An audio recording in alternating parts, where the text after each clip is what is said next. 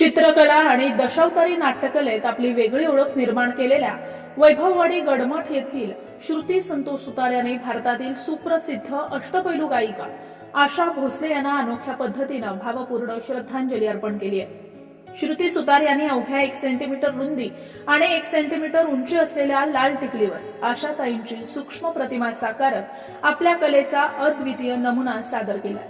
या अनोख्या कलाकृतीमागे आशाताईंच्या व्यक्तिमत्वाची खास छाप आहे। त्यांच्या गोड आवाजासोबतच चेहऱ्यावरील स्मित हास्य आणि स्त्री शक्तीचं प्रतीक मानले जाणारी त्यांच्या कपाळावरील लाल टिकली हे त्यांचं खास वैशिष्ट्य मानलं जायचं।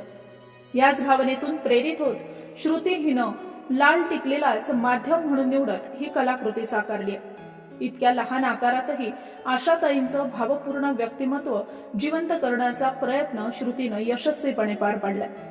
श्रुती सुतार हिच्या या अभिनव उपक्रमाचं कलाक्षेत्रातून कौतुक होत असून तिच्या या अनोख्या श्रद्धांजलीनं आशाताईंच्या आठवणींना पुन्हा एकदा उजाळा मिळालाय।